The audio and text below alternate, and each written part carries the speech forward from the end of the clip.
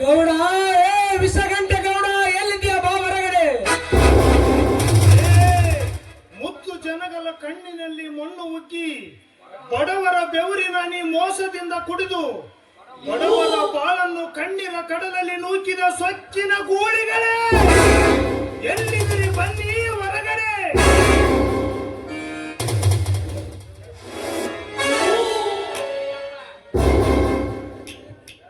ಯಾಕ್ರಿ ಅಪ್ಪ ಜೋರ್ ಎತ್ತುಗಳ ನಿಮ್ಮ ಭಾಗ ಇಲ್ಲಿ ತನಕ ಅದನ್ನ ತಗೊಂಡು ನೀ ಏನ್ ಮಾಡ್ತೀವೋ ತಿರುವಾಕಿ ಕಾರ್ಕೋಣ. ಗೌಡ ವಿಷಗಂಟೆ ಗೌಡ ಎಲ್ಲಿದ್ಯಾ ಹೊರಗಡೆ.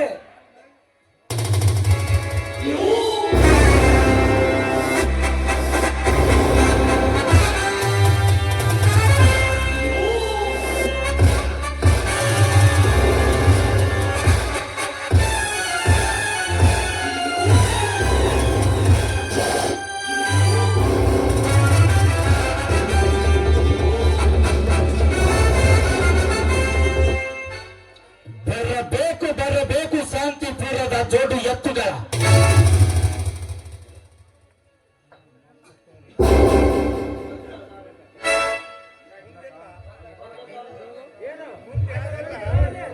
ಬಂದ ಕಾರಣ ಹೇಳಲಿ ಕೆಟ್ಟ ಜಾತಿ ನಾಯಿಗಳ. ಕೊಪ್ಪಿನ ದನಿಕರೇ, ಜಾತಿ ಎತ್ತಿ ಮಾತನಾಡಿದರೆ ನಿನ್ನ ನೆತ್ತಿಯನ್ನು ಕಿತ್ತಿ ರಕ್ತ ಕುಡಿಬೇಕಾಗಿತ್ತು ಎಚ್ಚರ. ಧರ್ಮದಿಂದ ಮಾತನಾಡಿದರೆ ಪ್ರಾಣ ಕೊಡ್ತೀವಿ, ಕರ್ಮದಿಂದ ಮಾತನಾಡಿದರೆ ಸೀಳು ಬಿಡ್ತೀವಿ ಎಚ್ಚರ.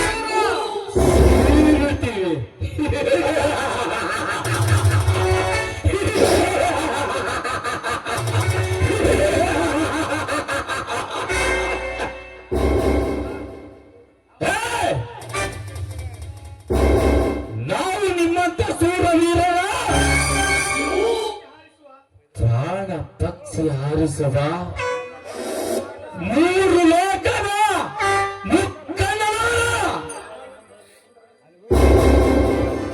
ಮೂರು ಲೋಕದ ಮುಕ್ಕಣ್ಣನವರು. ನೀನು ಮೂರು ಲೋಕದ ಮುಕ್ಕಣ್ಣನಾದರೆ ಆ ಮುಕ್ಕಣ್ಣರ ತಿಕ್ಕದ ಮೇಲೆ ಮುಷ್ಟಿಯಿಂದ ಗುದ್ದಿ ಸಾಯಿಸುವ ಕಿಂಕರಲೇ.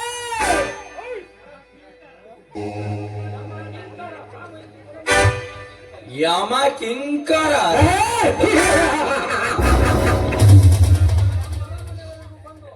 ನಮ್ಮ ಅರಮನೆಯವರಿಗೆ ಬಂದು ನಮಗೇಲೆ ಎಂದು ಹುಚ್ಚು ಶಬ್ದ ಮಾತನಾಡುವ ನಿಮ್ಮ ದೇಹವನ್ನು ನೆಟ್ಟಗ ಸೀಳಿ ನಿಮ್ಮ ರಕ್ತವನ್ನು ನೀರಿನಂತೆ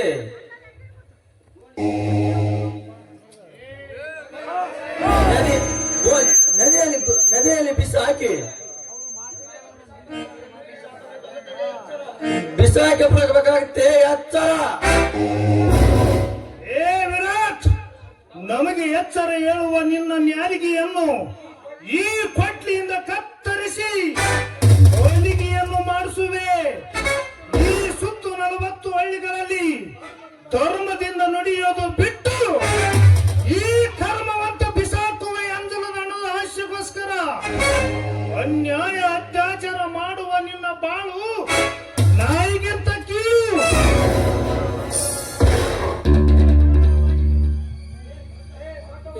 ದೊಡ್ಡವರ ಬಾಗಿಲು ಕಾಯುವ ಕುಂದಿಯೇ, ಧರ್ಮವಂತರ ಮಡಿಲಿನಲ್ಲಿ ಜನಿಸಿದ ನಮ್ಮನ್ನು ನದಿ ಕಾಣಿಸಲು ನಿಮ್ಮಿಂದಲ್ಲ, ನಿಮ್ಮ ಅಪ್ಪರಿಂದಲೂ ಸಾಧ್ಯವಿಲ್ಲ.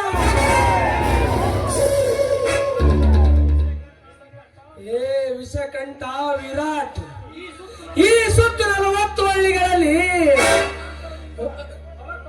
ತಲಾಂತರದಿಂದ ನಡೆದುಕೊಂಡು ಬಂದ ಸತ್ಯ ನ್ಯಾಯ ನೀತಿ ಧರ್ಮಕ್ಕೆ ಸಂಕೇತವಾಗಿದ್ದ ಹಳ್ಳಿಗಳಲ್ಲಿ ನಿಮ್ಮ ಕ್ಷಣದ ಸುಖಕ್ಕಾಗಿ ಈ ಸುತ್ತು 40 ಹಳ್ಳಿಗಳಲ್ಲಿ ಸ್ವಾರ್ಥದ ಬೀಜ ಬಿತ್ತಿ ಅಧರ್ಮ ಕರ್ಮ ಮಾಡುವ ನಾಯಿಗಳನ್ನು ಸಾಕಿಕೊಂಡು ಬೆರೆಯುತ್ತಿರುವಿರಲ್ಲ, ಬೆರೀರಿ. ನಿಮ್ಮಿಂದಲೇ ಕತ್ತಲ ಸೇರಿದ ಸತ್ಯ ಪುಡಿದೆದ್ದರೆ ಕ್ಷಣಾರ್ಧದಲ್ಲಿ ಸುಟ್ಟು ಬೂದಿ ಆಗುತ್ತೀರಿ. ಲೇ ಸೂರ್ಯ,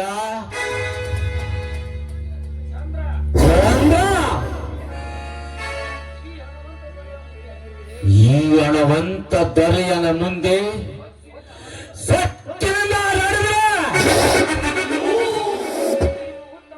ನೀವು ಹುಟ್ಟ ಬಟ್ಟೆಯಲ್ಲಿ ನರಕ ಮಾಡುವಂತ ಬರೆಯಬೇಕಾಗ್ತದೆ ಬಿಡಾರಿ ನನ್ನ ಮಕ್ಕ. ಏ ವಿಷಕಂಠ,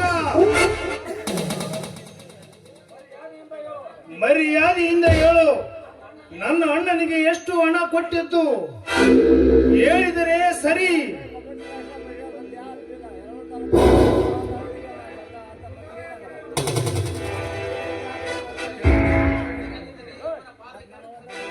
ಇಲ್ಲದಿದ್ದರೆ ನಿಮ್ಮನ್ನು ಯಮನ ಪಾದಕ್ಕೆ ಅರ್ಪಿಸಬೇಕಾಗುತ್ತದೆ. ಎಚ್ಚರ. ಯಮನ ಪಾದಕ್ಕೆ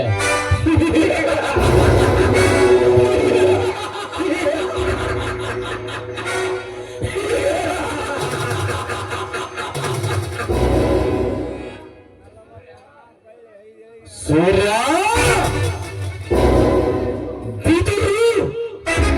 ಮಸೀದಿಯೊಂದು ತಿನ್ನಬಹುದು, ಆದರೆ ಅದರಿಂದ ರಸ ಬರುವುದೇ ಹಸಿರು ಹಿಂಗುವರ. ಏ ಮಪ್ಪ, ಉಸುಕನ್ನು ತಿಕ್ಕೆ ಕೆಸರನ್ನು ಬರುವ ಉತ್ಸವ್ಯಾಸ ಮಾಡಬೇಡಲೇ ಮಂಜ.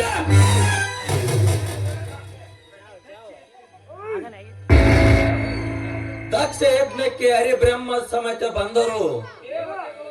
ದೇವತೆಗಳು ಎಳೆದೆ ತೊಡೆದೆ ರುದ್ರ ಪ್ರಯಾಣದಲ್ಲಿ ಸಿಕ್ಕಿಕೊಂಡವ್ರನ್ನು ವಿಚಾರಿಸಿಕೊಂಡು ಮಾತನಾಡುವ ಹರಂಕೋರ.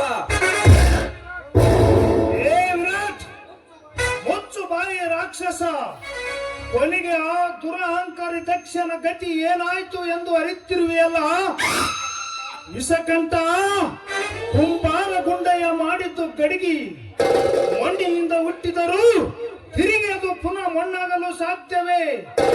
ಅದರಂತೆ ನೀವು ಸ್ವಾರ್ಥದ ಕಾರ್ಯದ ಮನೆಯಲ್ಲಿ ಮೆರೆಯುತ್ತಿರುವ ಸತ್ಯ ಸನ್ಮಾರ್ಗದ ಹಾದಿಯಲ್ಲಿ ನಡೆಯುವುದು ಖಂಡಿತ ಸಾಧ್ಯವಿಲ್ಲದು. ನಮಗೆ ಅರ್ಥವಾಯಿತು. ಅರ್ಥವಾದ ಮೇಲೆ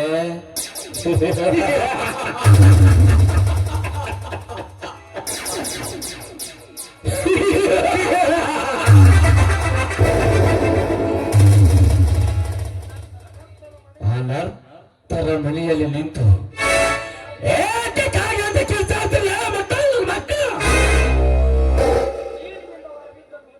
ನೀರಿನಿಂದ ಹೊರ ಬಿದ್ದ ಮೀನು ಬದುಕಬಹುದೇ?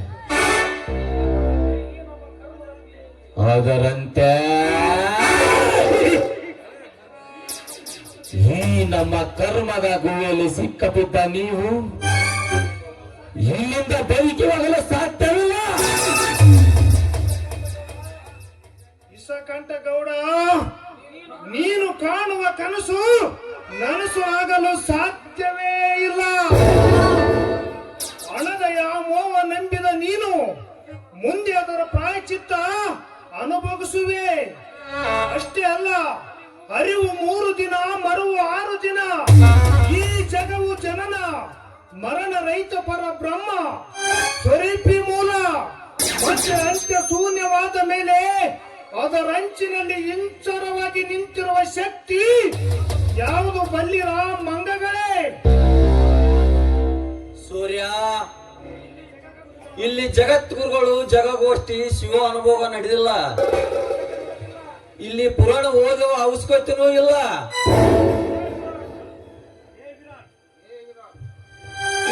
ವಿರಾಟ್, ನಾವು ಪಂಡಿತರೆಂದು ನಿಮ್ಮ ಮುಂದೆ ಹೇಳಲು ಬಂದಿಲ್ಲ. ಈ ನರಲೋಕವು ಬ್ರಹ್ಮನ ಟಂಕಸಾಲಿ ಇದ್ದಂತೆ. ಇಲ್ಲಿ ನಿರ್ಮಿತವಾದ ನರನೆಂಬ ನಾಣ ಸದಾಚಾರ ಪೇಟೆಯಲ್ಲಿ ಧರ್ಮ ಸೇವೆಗೆ ಉಪಯೋಗಿಸಲ್ಪಟ್ಟರೆ ಒಳ್ಳೆಯದು. ಇಲ್ಲದಿದ್ದರೆ ಈ ಧರ್ಮದ ಭೂಮಿಯಲ್ಲಿ ಮಾನವನಾಗಿ ಹುಟ್ಟಿದ ಮೇಲೆ ನ್ಯಾಯ ನೀತಿ ಧರ್ಮ ಸೇವೆಗೆ ತಲೆ ಬಾಗಿ ನಡೆದರೆ ನಿಮ್ಮನ್ನು ಸೃಷ್ಟಿಸಿದ ಆ ದೇವರು ಮೆಚ್ಚುವುದಿಲ್ಲ. ಲೇ ಚಂದ್ರ,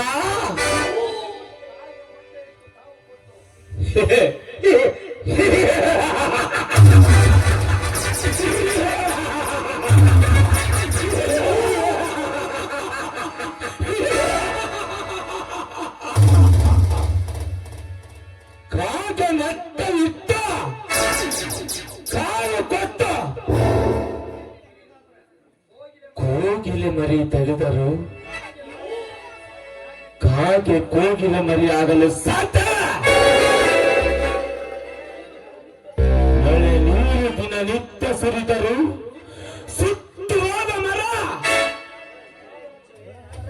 ಎಂದಾದರೂ ಚಿಗುರಿ ಫಲ ಕೊಡಲು ಸಾಧ್ಯವೇ? ಏ ಮೂರ್ಖ! ಅದರಂತೆ ದಿನಾಲು ರಾಮಾಯಣ ಓದಿದವ ನಾ ಪಂಡಿತನಾಗಲು ಸಾಧ್ಯವಿಲ್ಲ.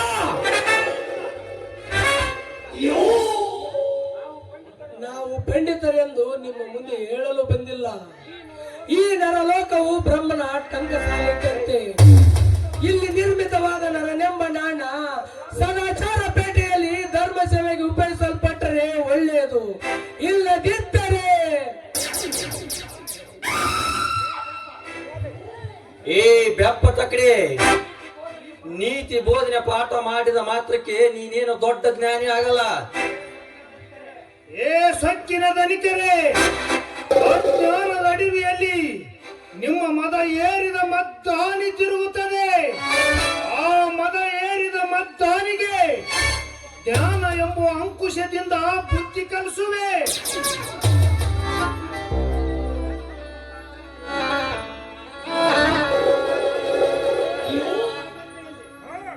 ಧರ್ಮ ಎಂಬ ಕಾರ್ಗತ್ತಲಲ್ಲಿ ಹಡಗಿ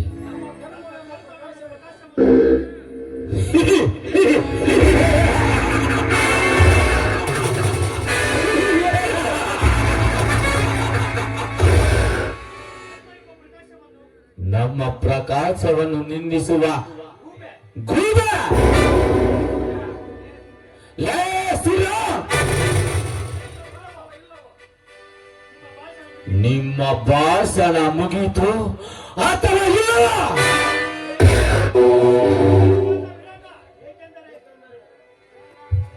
ಏಕೆಂದರೆ ನಿಮ್ಮಿಬ್ಬರ ಮರಣ ಹೋಮ ಮಾಡುವ ಮುಂಚೆ ಆಸೆ ಕೇಳುವುದು ನಮ್ಮ ಧರ್ಮ, ಕೇಳುವುದು ನಿಮ್ಮ ಕರ್ಮ. ಏ ಹುಚ್ಚು ಬರಬರೆ, ನಮ್ಮ ಭಾಷಣ ಈಗ ಪ್ರಾರಂಭವಾಗುತ್ತದೆ. ಆ ಭಾಷಣದ ಸವಿಸ್ತಾರವನ್ನು ತಿಳಿದುಕೊಳ್ಳಲು ನಿಮ್ಮ ಎದೆ ಗುಂಡಿಗೆಯನ್ನು ಗಟ್ಟಿ ಮಾಡಿಕೊಡುವ ಮುಟ್ಟಾರೆ. ಏ ವಿಷಕಂಠ ಗೌಡ, ನನ್ನ ಹತ್ತಿಗೆ ಶೀಲ ಕೆಡಿಸಿ ಕೊಂದಿದ್ದು ನೀನೇ. ಧರ್ಮವಂತ ನನ್ನ ಹಿರಿಯ ಅಣ್ಣ ತೋಟದ ಮನೆಯಲ್ಲಿ ಮಲಗಿಕೊಂಡಾಗ ರಾತ್ರಿ 4 ಜನರು ಡಕಾಯಿತರನ್ನು ಕರೆಸಿಕೊಂಡು ಹೋಗಿ ಮತ್ತೊಬ್ಬರ ಪೌಡ್ರವನ್ನು ಮುಖಕ್ಕೆ ಸಿಂಪಡಿಸಿ ಅಲ್ಲಿಂದ ಓಡಿಸಿಕೊಂಡು ಹೋಗಿ ನನ್ನ ಅತ್ತಿಗೆ ಮಂಚದ ಮೇಲೆ ಮಲಗಿಸಿ ನನ್ನ ಅಣ್ಣ ಅತ್ತಿಗೆ ನಡುವೆ ಆದರ ಎಂಬ ನಾಟಕ ರಚಿಸಿದ ಕುತಂತ್ರದ ಶಕುನಿ ನೀನು. ನನ್ನ ಹಿರಿಯ ಅಣ್ಣನ ಎದುರಿಸಿ ಬೆದರಿಸಿ 10 ಕೂರಿಗೆ ಹೊಲವನ್ನು ನುಂಗಿ ನೀರು ಕುಡಿದು ಮನೆಯ ನೀನು. ಅಷ್ಟೇ ಅಲ್ಲ, ನನ್ನ ಗೆಳೆಯನ ಚಂದ್ರನ ತಂದೆಯನ್ನು ಕಂಬಕ್ಕೆ ಕಟ್ಟಿ ಹಾಕಿ ಚಿತ್ರಹಿಂಸೆಯನ್ನು ಕೊಟ್ಟು ಅವನ ಸರ್ವ ಆಸ್ತಿಯನ್ನು ಲಪ್ಟಾಸಿ ಈ ಸಮಾಜದಲ್ಲಿ ದೊಡ್ಡ ಮನುಷ್ಯನಾಗಿ ಮೆರೆಯುತ್ತಿರುವೆಯಲ್ಲ, ನಿಜ ಮಗಳು. ಇವು ಎಲ್ಲ ಕರ್ಮದ ಕೃತ್ಯಗಳು ನೀನೇ ಮಾಡಿದೆಯಲ್ವೇ ಬದ್ಮಾಸ್ ನನ್ನ ಮಗನೇ? ಯಪ್ಪ ಸೂರ್ಯ, ನಮ್ಮ ದಣಿಯರು ದೇವರಂತ ಮನುಷ್ಯರು. ನೀವು ಇಲ್ಲಿವರೆಗೆ ಹೇಳಿದ್ದು ಎಲ್ಲ ಸುಳ್ಳು. ಏ ಮುಸ್ರಿ, ಬಾಯಿ ಮುಚ್ಚಿಕೊಂಡು ನಿನ್ನ ಜಾಗಕ್ಕೆ ಕುಳಿತುಕೊಂಡ್ರೆ ಒಳ್ಳೆಯದು, ಇಲ್ಲದಿದ್ದರೆ ನಿನ್ನ ಬಾಯಿ ಮೇಲೆ ಬರೆದರೆ ನಿನ್ನ 32 ಉದುರು ಬರ್ತವೆ.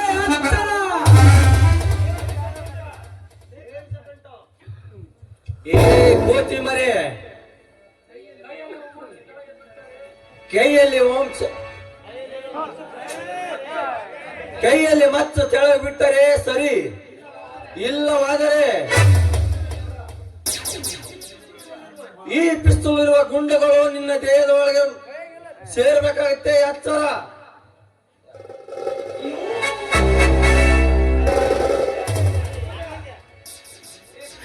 ಲೇ ಸೂರ್ಯ, ನೀ ನೀನು ಇಲ್ಲಿವರೆಗೂ ನಮ್ಮ ಮನೆ ಎಳವರು ಓದಿದಂತೆ ಓದಿದೀಯಲ್ಲ,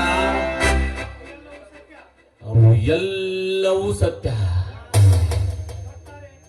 ಒಟ್ಟಾರೆ ನನ್ನ ಗತ್ತು ಏನಂದರ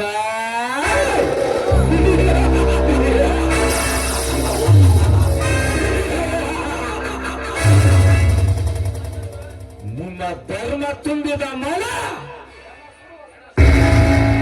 ಎಣ ಸುಡುವ ಮಸಾಲ ಮಾಡುವುದೇ ನನ್ನ ಉದ್ದೇಶ. ಗೌಡ, ಮುಗೀತಿರೇ ನಿನ್ನ ಕೊನೆ ಅಂತ.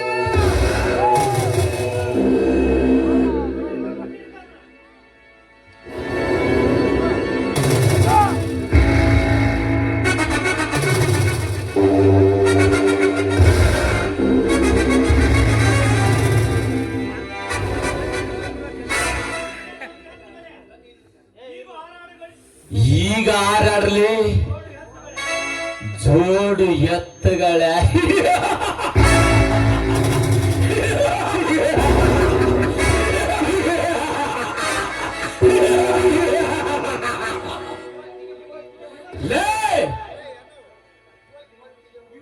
ಇವತ್ತಿಗೆ ಮುಗೀತು ನಿಮ್ಮಿಬ್ಬರ ಆರಾಟ. ಈ ಭೂಮಿಯ ಋಣ ನೆನೆಸಿಕೊಳ್ಳಲೇ ನಿಮ್ಮ ಮನೆಯ ದೇವರಲ್ಲ.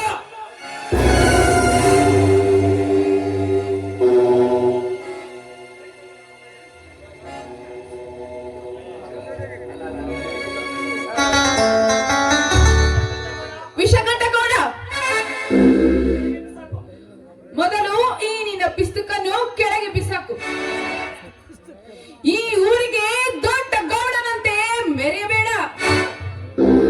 ಬಡವರ ರಕ್ತವನ್ನು ಹೀರಿದಲ್ಲದೆ ಅವರ ನಿಮಗ ಕೊಲ್ಲಲು ಪ್ರಯತ್ನ ಮಾಡುತ್ತಿರುವೆಯಲ್ಲ, ನಾಚಿಕೆಯಾಗಬೇಕು ನಿನ್ನ ಜನ್ಮಕ್ಕೆ.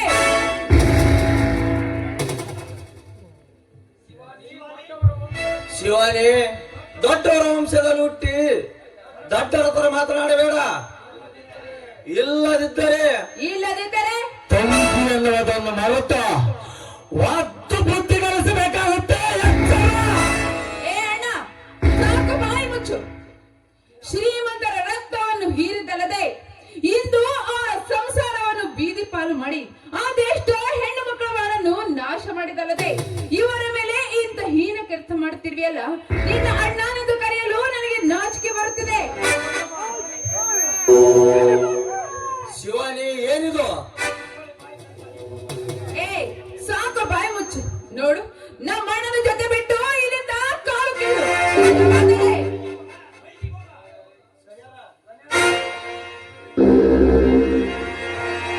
ಗಣ್ಯಾರ, ಇದು ಏನಿದು? ನಮ್ಮವರಿಂದ ನಮಗೆ ಗುಂಡು ಹಾಕಿದ್ರೆ ಅವಮಾನವೇ? ಶಿವಾನಿ, ಮಾತಿಗೆ ಮಿತಿರಲಿ. ಇವರು ನಾವು ಕೂಡಿಕೊಂಡು ಇಷ್ಟೆಲ್ಲ ಮಾಡುತ್ತಿರುವುದು ಇಬ್ಬರ ಸಂತೋಷಕ್ಕಾಗಿ. ಅಣ್ಣ, ಸಂತೋಷ? ಈ ನಿನ್ನ ಸಂತೋಷ ಯಾರಿಗೆ ಬೇಕಣ್ಣ? ಈ ನಾಡಲ್ಲಿರುವ ಬಡ ರೈತ ರಕ್ತವನ್ನು ಹೀರಿ ದುಡಿಯುವ ಹಣ ನನಗೆ ಬೇಕಾಗಿಲ್ಲಣ್ಣ. ಆ ನಿನ್ನ ಸಂತೋಷ?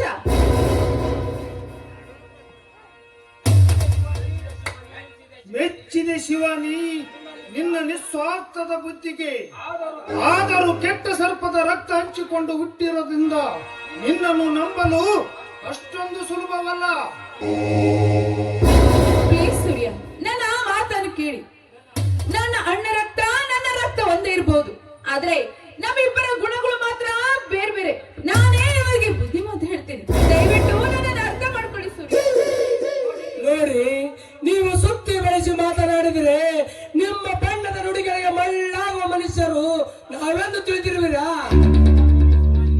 ಶಿವಾನಿ, ಕರ್ಮದ ಗರ್ಭದಲ್ಲಿ ಕುಳಿತು ಧರ್ಮವನ್ನೇ ಬಲಿಪಡಿಸುವ ಪಕ್ಷಗಳಂದು ನಾವು ಯಾವತ್ತೋ ತಿಳಿದುಕೊಂಡಿದ್ದೀವಿ. ಬಾ ಸೂರ್ಯ, ಬಾ. ಇಂದೆಲ್ಲ ನಾಳೆ ಈ ಉಪಾಯದಿಂದ ಅಪಾಯದ ದಟ್ಟಿಗೆ ಈ ಸೊಕ್ಕಿನ ಟೈಗಳನ್ನು ಕೂಡಿ ಹಾಕಿ ನಮ್ಮೂರಿನ ಆರಾಧ್ಯ ದೇವತೆಗೆ ಬಲಿ ಕೊಡೋಣ. ಬಾ ಸೂರ್ಯ.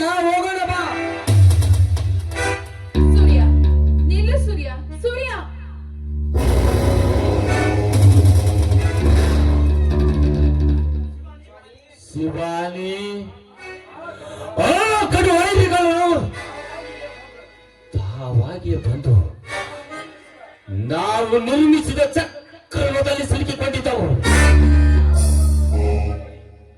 ಅವರನ್ನು ಹೊತ್ತು ನೋಡಿ ರುದ್ರ ಭೂಮಿಯ ಗರ್ಭವನ್ನು ಸೇರಿಸಬೇಕೆಂದು ನಾವು ಆಟ ತೊಟ್ಟಿದ್ದೆವು.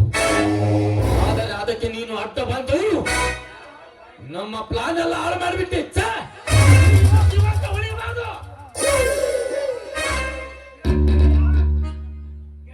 ಗೆಳೆಯ, ಈ ನಿನ್ನ ತಂಗಿಯವರು ಈ ಪ್ರಪಂಚ ಧ್ಯಾನದ ಆ ಸೊಕೂಸು ಪಾಪ ಅವಳ ಕೊಂದ ಮಾತ್ರಕ್ಕೆ ನಿನ್ನ ಸೇಡಿನ ಪ್ರತಿಫಲ ತಿರುವೆ. ಹೇಳು ಗೆಳೆಯ, ಹೇಳು. ಅಣ್ಣ, ನೀನು ನನ್ನ ಬಗ್ಗೆ ತಪ್ಪು ತಿಳ್ಕೊಂಡಿದ್ದೀಯ. ಬೇವಿನ ಗಿಡದಲ್ಲಿ ಮಾವಿನಕಾಯಿ ಹುಟ್ಟಲು ಸಾಧ್ಯವೇನಣ್ಣ? ನಾನು ನಿನ್ನ ತಂಗಿ ಅಣ್ಣ. ನಿನ್ನ ಮೈಯಲ್ಲಿ ಹರಿತಿರುವ ರಕ್ತವೇ ನನ್ನ ಮೈಯಲ್ಲಿ ಹರಿತಿರುವುದು ಅಣ್ಣ. ಅವರ ಮೇಲೆ ನಾನು ಸೇಡು ತೀರಿಸಿಕೊಳ್ಳದೆ ಅವರನ್ನು ಮಾತ್ರ ನಾನು ಸುಮ್ಮನೆ ಬಿಡುವುದಿಲ್ಲ ಅಣ್ಣ, ಬಿಡುವುದಿಲ್ಲ. ಯಪ್ಪ ದಣ್ಯಾರ, ಏಟ ನಮ್ಮ ಗಡಿಸಾನಿ ಸೇಮ ನಿಮ್ಮಂಗ